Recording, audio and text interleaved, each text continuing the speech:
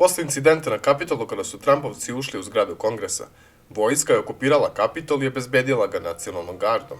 Celokupni deo grada, ironično, je odvojen zidom visokih ograda pod konstantnom patrolom vojske. Bidenova inauguracija je bila potpuno pusta od strane američkih građana. I samo je vojska bila tu da sačeka novog predsjednika da da svoju zakletvu.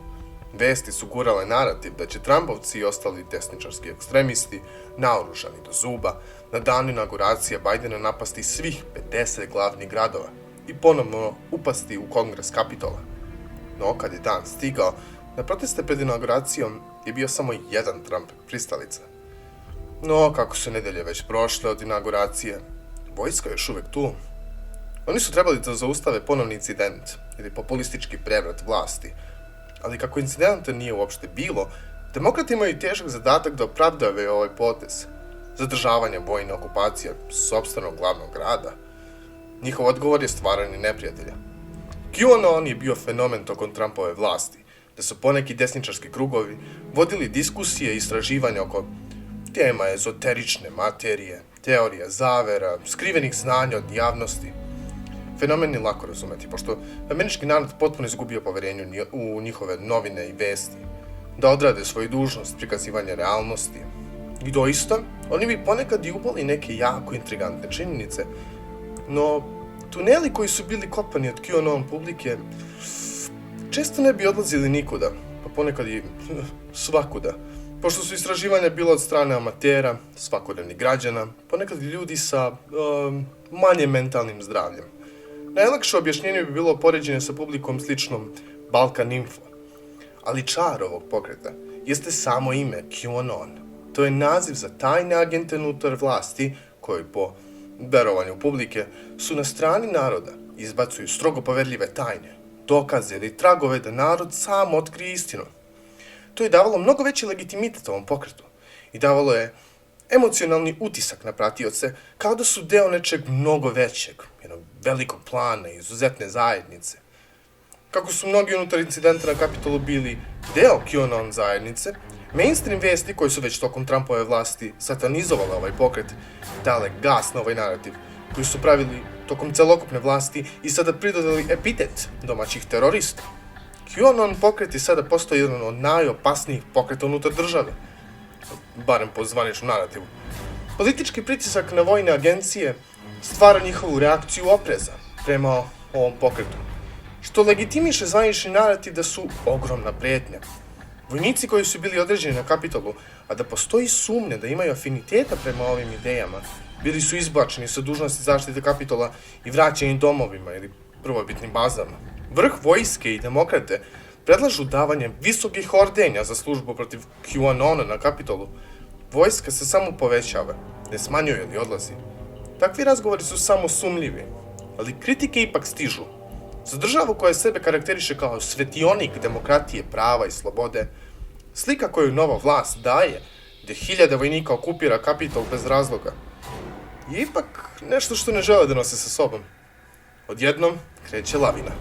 Nove informacije stižu od samog vojnog vrha i FBI-a koji su zadužene za praćenje ovih okorelih terorista. QAnon pristalice pokreću svoju novu inauguraciju predsjednika Donalda Trumpa nazad na vlast 4. marta. Kako predstavnica Kapitola osiguranja kaže, pretnje su do plafona. Facebook izjavljuje da pomaže obaveštajnim službama oko nadzora ovih grupa. To je trenutak koji su se svi plašili.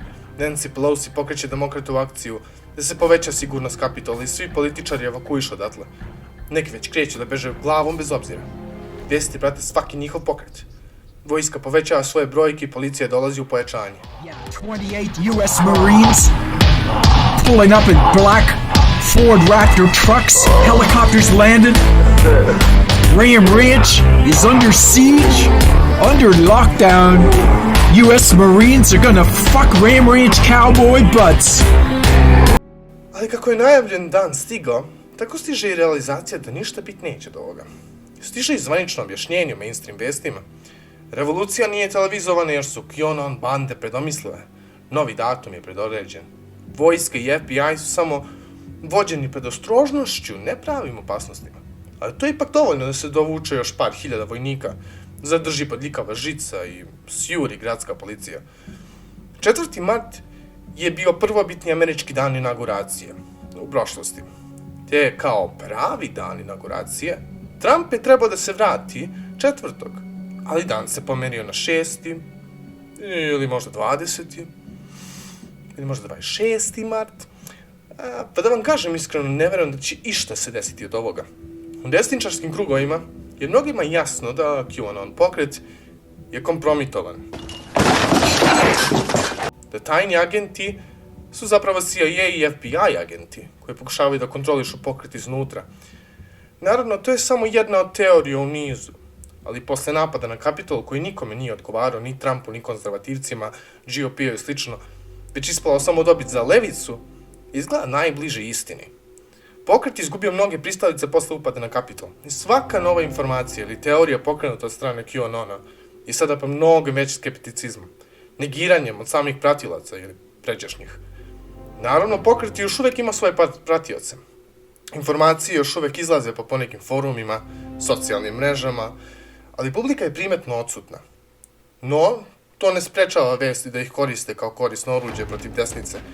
Te QAnon će najverovatnije ostati još uvek u javnoj diskusiji, kao termin alt-right, korišćen nedavno od strane mainstreama. Iako taj pokret počeo da nestaje odmah posle incidenta u Charlottesville-u, CBS prenosi da će vojska produžiti svoj boravak za 2 meseca posle pojave ove pretnje. Ja verujem da će sigurno biti još par kojih pretnji.